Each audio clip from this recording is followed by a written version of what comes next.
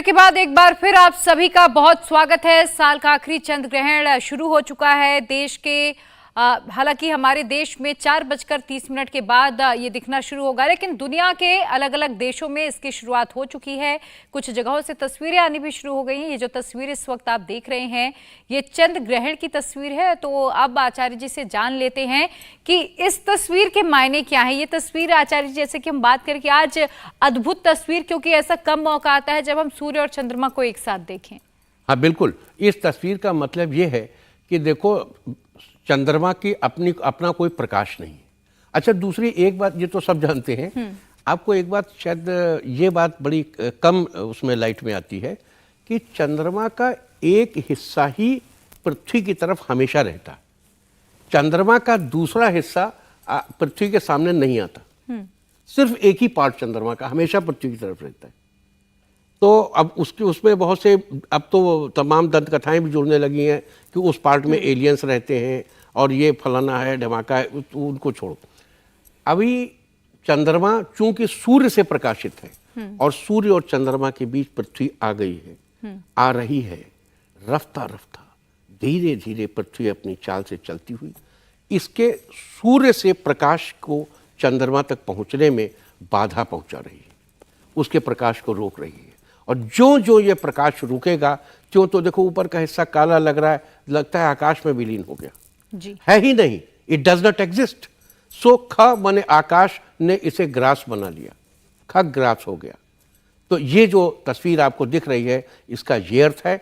और धीरे धीरे ये पूरे का पूरा प्रकाश आना बंद हो जाएगा, और जब प्रकाश आना बंद हो जाएगा तो चंद्रमा का प्रकाश ऑटोमेटिकली, चंद्रमा दिखाई नहीं पड़ेगा, हमें दिखाई नहीं पड़ेगा तो हम समझेंगे चंद्रमा कहीं लुप्त हो गया है, चंद्रमा का ग्रहण हो गया है, चंद्रमा जो है वो आकाश का निवाला बन गया है, और या राहु ने उसको ग्रहण कर लिया है, राहु उसे खा गया है। इस तरीके की बातें तमाम तरह की होती हैं। बिल्कुल। तो देखिए ये तस्वीरें अपने आप में बेहद खास, क्योंकि दुनिया के अलग अलग देशों में चंद्र ग्रहण की शुरुआत हो चुकी है। हालांकि हम लगातार आपको ये जानकारी दे रहे हैं कि भारत में 4:30 के बाद चंद्र ग्रहण दिखना शुरू होगा, लेकिन ये तस्वीरें इस वक्त जो आप देख रहे हैं चंद्र ग्रहण की अद्भुत तस्वीरें, और आचार्य जी कहते हैं कि इन तस्वीरों को आपको नग्न आंखों से नहीं देखना चाहिए, अन्यथा आंखों पर इसका दुष्प्रभाव पड़ता है। बिल्कुल ठीक कहते हैं, और इसके लिए वैज्ञानिकों की सलाह माननी चाहिए। और देखो अभी बीच में पिछले दशक में एक बड़ा भारी फैशन था कि वो 2-3 साइंटिस्ट बैठा दिए जाते थे, 2-3 धर्माचार्य, वो कहते थे आपकी ऐसी तैसी, आप नहीं। ये गलत बात है। धर्म और ये जो साइंस है एक दूसरे के पूरक हैं। विज्ञान परम आदरणीय है, और हमारा तो जो धर्म है, हम जब भोलेनाथ की उपासना करते हैं तो कहते हैं विशुद्ध ज्ञान देहाय, जिनकी देह विशुद्ध ज्ञान है, त्रिवेदी दिव्य चक्षुषे, 3 वेद ही जिनके नेत्र हैं, विशुद्ध ज्ञान देहाय, श्रेय प्राप्ति निमित्ताय, जो हमारी श्रेय की प्राप्ति के निमित्त है, श्रेय यानी कल्याण की प्राप्ति के निमित्त है। नभः सोमार्धधारिणे, मस्तक पर आधा चंद्रमा धारण किए हुए शिव को नमस्कार करता हूं। तो हमारा जो धर्म है वो विशुद्ध विज्ञान है, विज्ञान के अलावा कुछ नहीं। और हम हर वैज्ञानिक को किसी ऋषि, किसी महर्षि की तरह सम्मान करते हैं। तो ये जो वैज्ञानिक लोग ये बात कहते हैं कि ये देखो, तो बिल्कुल ठीक कहते हैं, और उसी चश्मे से देखना चाहिए, डायरेक्टली नहीं देखना चाहिए। और सूर्य को तो वैसे भी हमेशा डायरेक्टली देखने को मना किया जाता है। जो देखेंगे वो क्या ऐसा लोभ है या क्या लालच है, क्या कारण है कि आप उसे देखेंगे। जो वैज्ञानिक बताते हैं तौर तरीका, उस तरीके से ही देखिए। नंगी आंखों से नहीं देखेंगे तो अच्छा होगा, उस समय बाहर नहीं निकलेंगे तो और भी अच्छा होगा। जितने शेल में रह सके, जितनी शील्ड में रह सके, घर के अंदर रह सके। और गर्भवती स्त्रियों को तो बिल्कुल नहीं निकलना चाहिए, वो उचित नहीं। जी आचार्य जी, आगे मैं आपसे ये भी जानूंगी कि गर्भवती महिलाओं को इस दौरान क्या प्रिकॉशंस लेने चाहिए, उन्हें क्या क्या नहीं करना चाहिए जो उनके लिए ठीक ना हो, क्या किन बातों का ध्यान रखना चाहिए। लेकिन उससे पहले मैं आपसे ये जानना चाहती हूँ आचार्य जी कि पूर्णिमा के दिन ही ऐसा क्यों होता है कि चंद्र ग्रहण पड़ता है हर बार, और ये हर पूर्णिमा पर नहीं होता। हाँ बिल्कुल, हम आपके सवाल का जवाब देंगे जी, लेकिन अगर आप हमें अनुमति दें जी। तो वो एक बच्ची ने अपनी माँ के लिए पूछा चंबा था। से राशि का सवाल था। हाँ, जी, उसकी बात पूरी नहीं हो पाई थी, ब्रेक हो गया था। जी जी। तो बेटा राशि जी, आप अगर हम लोगों को सुन रही हो तो आपको हमने कहा था त्रयंबक मंत्र पढ़ो, त्रयंबकम यजामहे सुगंधिम पुष्टिवर्धनम उर्वारुकमेव बंधनान मृत्युर्मुक्षी अमामृतात्। अगर आप ये पढ़ने में असमर्थ हो तो आप केवल ओम जूम सह पढ़ो और अपनी माता जी के सिरहाने एक गिलास पानी रखो, किसी मेटल के उसमें, धातु में, चांदी हो तो अच्छा, कॉपर हो तो अच्छा, न हो तो लोहे में रखो और उसके ग्रहण के बाद उस पानी को बाहर फेंक देना। अब ओम जूम सह, लेकिन अगर आपने मान लिया संस्कृत का डिक्शन आता है, आप पढ़ सकते हैं, आप कहें हम त्रयंबक मंत्र भी पढ़ेंगे, ओम जूम सह भी पढ़ेंगे, तो हमारी एक रिक्वेस्ट और है, मेक इट मोर साइंटिफिक। इसमें योगिनी बीज होंग भी लगा दो। ये होंग क्या है? होंग योगिनी बीज है। योगिनी क्या है? किसी दिन हम वैसे अक्सर डिटेल, ये जो नीचे की तरफ हमारी वर्टिब्रल कॉलम नीचे गई है, तो उसको अगर 8 पार्ट में बांटें, फिर 8 पार्ट में बांटें, तो वो जो 64 पार्ट हैं उनके हर पार्ट को एक योगिनी का नाम दिया गया, हमारी शिरा तंत्र से जुड़ा हुआ है। अब योगिनी बीज यानी कि जब आपने मंत्र पढ़ा तो आप मंत्र कॉस्मोस के जिस एनर्जी ग्रिड के लिए पढ़ते हैं उससे जाके टकराता है, लौटता है और उस एनर्जी ग्रिड की अपने साथ एनर्जी ले आता है। तो होंग योगिनी बीज लगा देने, जब वो लौटेगा तो आपकी ऑरा को चीरता हुआ सीधा आप में प्रवेश करेगा, आपके शिरा तंत्र में जाएगा। तो मंत्र का स्वरूप हो जाएगा ओम होंग जूम सह त्रयंबकम यजामहे सुगंधिम पुष्टिवर्धनम उर्वारुकमेव बंधनान मृत्युर्मुक्षी अमामृतात्। और ये उन सभी लोगों के लिए है जो बीमार हैं या बीमार नहीं है, आंशिक रूप से बीमार हैं, या कुछ भी बीमारी नहीं है, स्वस्थ रहना चाहते हैं, उनको भी ये मंत्र पढ़ना चाहिए। अब देखिए वही तस्वीर बहुत सुंदर दिखाई दे रही है, और ये जो चंद्र ग्रहण है ये इतने सुंदर तरीके से शुरू हुआ है। ये एक लालित्यपूर्ण घटना भी कही जा सकती है, ये एक मनोहारी घटना भी कही जा सकती है। ये हमारी दृष्टि पर निर्भर करता है कि हम इसको देखकर डर जाते हैं, भयभीत हो जाते हैं, या मुस्कुराते हैं और इसको लालित्य के साथ देखते हैं और आकाश में चल रहे इस कौतुक को कुतूहल पूर्वक देखते हैं, आनंद मग्न होकर देखते हैं और इसको अपॉर्चुनिटी बना लेते हैं अपने लिए लाइफ में। बहुत से मंत्रों को हमें इस समय पढ़ना चाहिए, और उन मंत्रों को जिस समय ग्रहण होता है 3 इलेक्ट्रोमैग्नेटिक फील्ड आपको मिल रही हैं, उस समय आप मंत्र पढ़ेंगे तो मल्टीप्लाई होगा उसका इम्पैक्ट, बहुत तेज मल्टीप्लाई होकर आपको बेनिफिट पहुंचाएगा।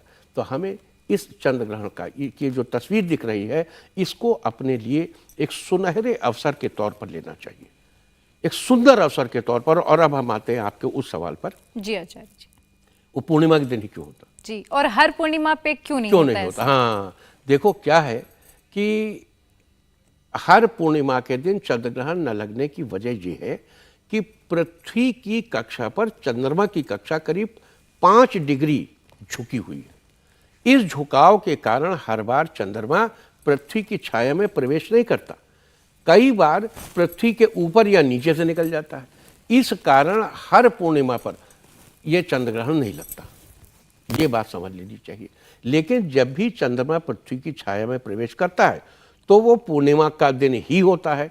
इसकी वजह है कि चंद्र ग्रहण तभी हो सकता है जब सूर्य, पृथ्वी और चंद्रमा एक सीध में हो। और ज्यामितीय प्रतिबंध, मतलब ये एक जियोमेट्रिकल ये एक प्रतिबंध है, ये एक सुनिश्चित है कि इसकी ये गति है, इसकी ये गति है, इसका ये परिक्रमा पथ है, इसका ये परिक्रमा पथ है। तो उससे एक जो जियोमेट्री क्रिएट होती है, जो ज्यामिति बनती है, उसके कारण ऐसा ग्रहण केवल पूर्णिमा के दिन ही मुमकिन है, संभव है। इसलिए चंद्र ग्रहण हमेशा पूर्णिमा के दिन ही लगता है। बिल्कुल। तो अभी हमने आचार्य जी से जाना कि आखिर क्यों पूर्णिमा तिथि पर ही चंद्र ग्रहण लगता है, और अब आचार्य जी से हम बात करेंगे कि चंद्र ग्रहण के प्रकार कितने होते हैं और जो इस बार का चंद्र ग्रहण है वो किस प्रकार का है आचार्य जी। बिल्कुल, तो आपको बता दूं कि चंद्र ग्रहण मुख्य रूप से 3 तरह के होते हैं: पूर्ण चंद्र ग्रहण, आंशिक चंद्र ग्रहण और उपछाया चंद्र ग्रहण। सबसे पहले बात कर लेते हैं पूर्ण चंद्र ग्रहण की, टोटल लूनर एक्लिप्स के बारे में, जब सूर्य, पृथ्वी और चंद्रमा पूरी तरह एक सीध में आ जाते हैं और पृथ्वी की छाया चांद को पूरी तरह से ढक लेती है, तब पूर्ण चंद्र ग्रहण का नज़ारा देखने को मिलता है।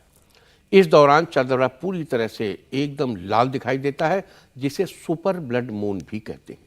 और अब बात करेंगे चंद्र ग्रहण का दूसरा स्वरूप, आंशिक चंद्र ग्रहण, पार्शियल लूनर एक्लिप्स के बारे में। तो जब चंद्रमा और सूर्य के बीच पृथ्वी आ जाती है और चंद्रमा के कुछ ही भाग पर पृथ्वी की छाया पड़ती है, तब इसे आंशिक चंद्र ग्रहण कहते हैं। और अब बात तीसरे चंद्र ग्रहण की, जिसे उपद छाया या पेनुब्रल कहते हैं। इस अवस्था में सूर्य और चंद्रमा के बीच पृथ्वी उस समय आती है जब सूर्य, चंद्रमा और पृथ्वी एक सीध में, एकदम सीधी रेखा में नहीं होते। इस स्थिति में पृथ्वी के बाहरी हिस्से की छाया यानी उपद छाया ही चंद्रमा पर पड़ती है, जिससे चंद्रमा की सतह धुंधली पड़ जाती है। इसी को उपद छाया चंद्र ग्रहण कहा जाता है। इस स्थिति में चंद्रमा का न तो रंग बदलता है और न ही आकार बदलता है।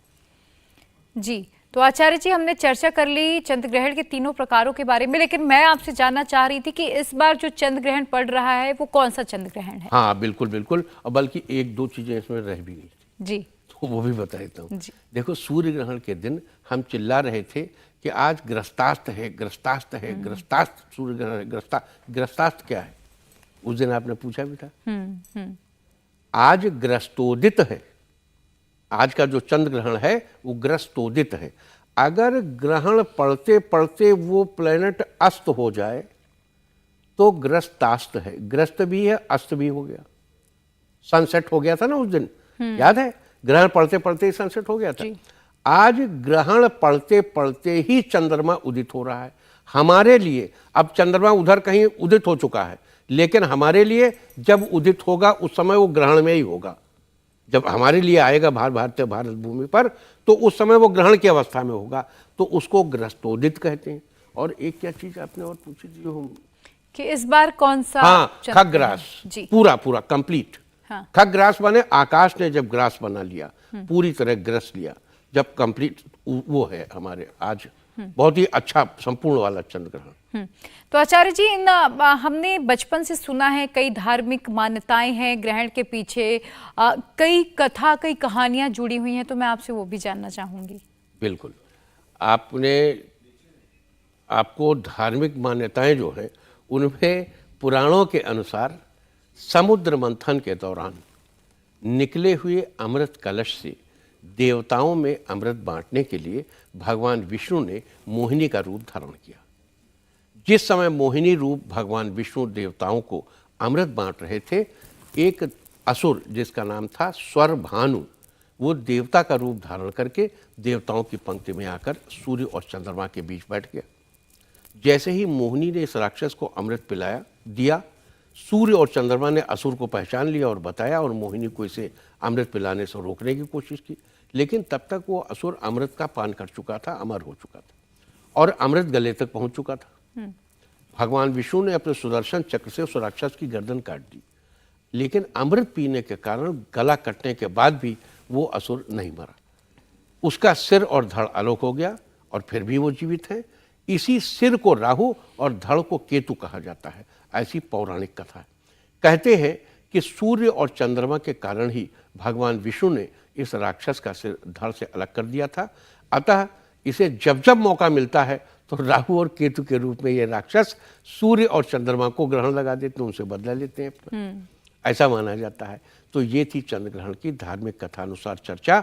इसके अलावा ग्रहण के समय अन्य किन बातों का ध्यान रखना चाहिए, ये भी हम आपको बताएंगे। ग्रहण के समय रसोई से संबंधित कोई भी काम नहीं करना चाहिए, खासकर खाना नहीं बनाना चाहिए, और गर्भवती महिलाओं को इस दौरान अपना खास ख्याल रखना चाहिए। उन्हें किसी भी तरह का काम नहीं करना चाहिए, सुई में धागा नहीं डालना चाहिए, कुछ छीलना काटना नहीं चाहिए, कुछ छौंकना या बघारना नहीं चाहिए। इसके बजाय पूजा पाठ करनी चाहिए और चंद्रदेव के मंत्रों का तेज आवाज में उच्चारण करना चाहिए। चंद्रदेव के मंत्र हैं ओम श्रांग श्रीं सौं सह चंद्रमसे नमः या ओम ऐं ह्रीं सोमाय नमः। इस मंत्र का जाप करने से आपके आसपास नेगेटिविटी नहीं रहेगी। इसके अलावा आज आपको अपने इष्ट देव का ध्यान करना चाहिए, साथ ही विश्व देवों का ध्यान करना चाहिए। आपको बता दूं कि विश्व देवों में 10 देवता सम्मिलित हैं।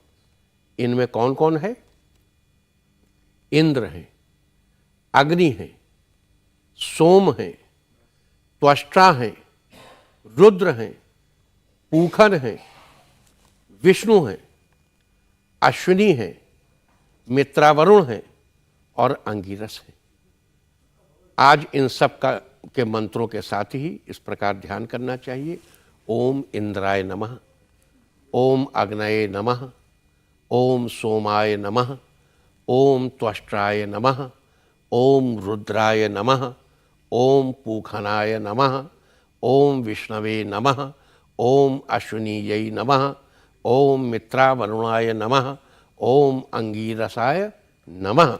इन मंत्रों के जाप के साथ ही ग्रहण के सूतक के दौरान थोड़ा सा अनाज और कोई पुराना पहना हुआ कपड़ा, हो सके तो सफ़ेद रंग का और कॉटन से बना हुआ कपड़ा निकालकर अलग रख दे, और जब ग्रहण समाप्त हो जाए तो उस कपड़े और अनाज को आदर सहित रिक्वेस्ट के साथ किसी सफाई कर्मचारी को दान कर दें। इससे आपको चंद्रदेव के इस ग्रहण के भी शुभ फल प्राप्त हो जाएंगे। इसके अलावा भी कुछ ऐसे कार्य हैं जिन्हें अवॉइड करना चाहिए। जैसे ग्रहण के दौरान शुभ कार्यों की मनाही है। ग्रहण के दौरान यात्रा अवॉइड कर सकें तो अच्छा है। सोना नहीं चाहिए। इस दौरान किसी धारदार वस्तु का इस्तेमाल नहीं करना चाहिए। ग्रहण लगने के बाद न तो सोना चाहिए और न बाहर जाना अवॉइड करना चाहिए। और ग्रहण लगने के बाद पानी पीना, बाल बनाना, कपड़े धोना, ताला खोलना, तेल लगाने जैसे कामों से बचना चाहिए। और ग्रहण के बाद ज़रूरतमंदों को धन या राशन देना चाहिए। ग्रहण खत्म होने के बाद व्यक्ति को अपने पूरे घर में गंगा जल छिड़कना चाहिए। ग्रहण खत्म होने के बाद पितरों के नाम से दान करना अच्छा माना जाता है। ग्रहण शुरू होने के बाद कम से कम 108 बार इष्ट देव के मंत्रों का या गुरु से प्राप्त मंत्र का जाप करना बेहद जरूरी है। जरूर करना चाहिए। बिल्कुल। तो आचार्य जी, इसका जवाब तो मुझे मिल गया, लेकिन चूंकि हम कल भी बात कर रहे थे और आज भी ब्रेक में जाने से पहले हम बात कर रहे थे, सवाल भी आने शुरू हो गए हैं कि गर्भवती स्त्रियों के लिए खास तौर पर हमने बचपन से ही सुना है कि जब ग्रहण पड़ता है, चाहे वो सूर्य ग्रहण हो या फिर चंद्र ग्रहण हो, विशेष सावधानी बरतनी चाहिए। परंतु गर्भ में पल रहे बच्चे के कल्याण के लिए क्या करना चाहिए? देखो, गर्भ में पल रहे बच्चे को के कल्याण के लिए आपको मंत्रों का जाप करना चाहिए। आपको ईश्वर की आराधना करनी चाहिए। मन में पॉजिटिव भाव रखना चाहिए। मन को एकाग्र सिंक्रोनाइज करना चाहिए। उत्तम चिंतन करना चाहिए। उत्तम चिंतन में सर्वश्रेष्ठ चिंतन ईश्वरीय चिंतन है।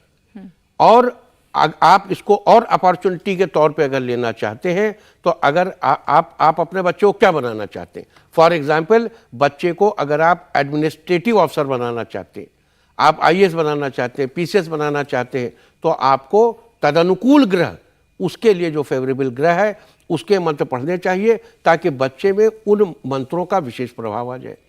जैसे एडमिनिस्ट्रेटिव ऑफिसर बनाने के लिए घृणे सूर्याय नमः या ओम ह्रांग ह्रीं ह्रौं सह सूर्याय नमः, इस मंत्र का जप करना चाहिए। या गायत्री मंत्र का जप करना चाहिए।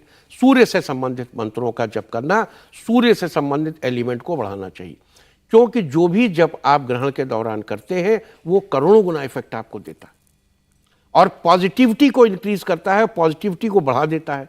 तो आप सूर्य का एलिमेंट अगर बच्चे में डालेंगे तो वो प्रशासन में जाएगा। अब यही अगर आप अपने बच्चे को एक बड़ा इमोशनल आदमी बनाना चाहते हैं, आप बच्चे को बहुत अच्छी हाइपोथेसिस करने वाला, बहुत अच्छा विचार बना, बहुत अच्छा लेखक बनाना चाहते हैं, तो आपको चंद्रमा के मंत्र पढ़ने चाहिए। ओम श्रांग श्रीं श्रौं सह चंद्रमसे नमः। आप ओम नमः शिवाय भी कह सकते हैं। भगवान शंकर के मंत्र पढ़ सकते हैं। ओम शं शंकराय नमः या ओम शं शंकराय भवोद्भवाय शं ओम नमः। अब अगर आप अपने बच्चे को आर्म फोर्सेज में ले आना चाहते हैं तो आपको हनुमान जी की उपासना करनी चाहिए, उनके कोई मंत्र पढ़ने चाहिए या मंगल का तंत्रोक्त मंत्र ओम क्रांग क्रीं क्रौं सह भौमाय नमः। ओम क्रांग क्रीं क्रौं सह भौमाय नमः। इससे आपका जो जाइगोट है, जो बच्चा है, उसके अंदर मंगल का एलिमेंट आएगा, जोश आएगा और पॉजिटिव जोश आएगा। नेगेटिव जोश नहीं आएगा, पॉजिटिव जोश आएगा। आप पॉजिटिव जोश को इंक्रीज करने के लिए बच्चे के अंदर, मदर एज वेल, लेकिन आप अथर्ववेद की ये ऋचा भी पढ़ सकते हैं। अग्नि सख्यम वृणीमहे, ये मंगल के लिए इस्तेमाल होता है। और अथर्ववेद तो वैसे अग्निवेद कहा गया है। अग्नि सख्यम वृणीमहे, वा में ये वाला रा। अब देखो महाराष्ट्र में या संस्कृत को संस्कृति बोलते हैं ना, तो ये जो री है ये रू नहीं है, री है, इसलिए काइंडली डिक्शन सही रखिएगा अपना। अग्नि सख्यम वृणीमहे मत कहिएगा, वृणीमहे, वा इसको रा को री कहते हैं, वृणीमहे, अग्नि सख्यम वृणीमहे। और कंप्यूटर में करियर बनाने के लिए बुध के मंत्रों का जाप करना चाहिए। ओम ब्रांग ब्रींग ब्रौं सह बुधाय नमः। अपने बच्चे को बहुत अच्छा प्रवाचक बनाने के लिए, बहुत अच्छा लेक्चरर बनाने के लिए, बहुत अच्छा वक्ता बनाने के लिए, मोटिवेशनल स्पीकर बनाने के लिए बुध के मंत्र ही जपने चाहिए और माता दुर्गा के मंत्र जपें। और अगर आप अपने बच्चे को पॉजिटिव सतोगुणी विद्वान बनाना चाहते हैं तो ओम ग्रांग ग्रीं ग्रौं सह बृहस्पतये नमः। ओम ग्रांग ग्रीं ग्रौं सह बृहस्पतये नमः। इसके अलावा आप नारायण कवच भी पढ़ सकते हैं, आप विष्णु सहस्त्र नाम भी सुन सकते हैं। और अगर आप फिल्म के क्षेत्र में, ग्लैमर के क्षेत्र में, ब्यूटी के क्षेत्र में अपने बच्चे को एक्सेल कराना चाहते हैं तो आज आपको अपने बच्चे को शुक्र के मंत्र सुनाने चाहिए। ओम द्रांग द्रीं द्रौं सह शुक्राय नमः। शुक्राचार्य की स्तुति है, हिमकुंदम ऋणालाभम दैत्यानां परमं गुरु सर्वशास्त्र प्रवक्तारम भार्गवम प्रणमाम्यहम। भार्गव माने भृगु ऋषि के पुत्र, मैं आपको प्रणाम करता हूँ। कुंद हिम कुंद बर्फ जैसे सुंदर, हिमकुंदम ऋणाल आभम, ऐसे शुक्राचार्य को स्मरण करना चाहिए। और अगर आप अपने बच्चे को नैयायिक बनाना चाहते हैं, न्याय के क्षेत्र में ले आना चाहते हैं, न्यायिक सेवा में ले आना चाहते हैं, वकील बनाना चाहते हैं, बैरिस्टर बनाना चाहते हैं, सॉलिसिटर बनाना चाहते हैं, जज बनाना चाहते हैं, न्यायमूर्ति बनाना चाहते हैं, तो न्याय के देवता शनिदेव के मंत्रों का जप करें।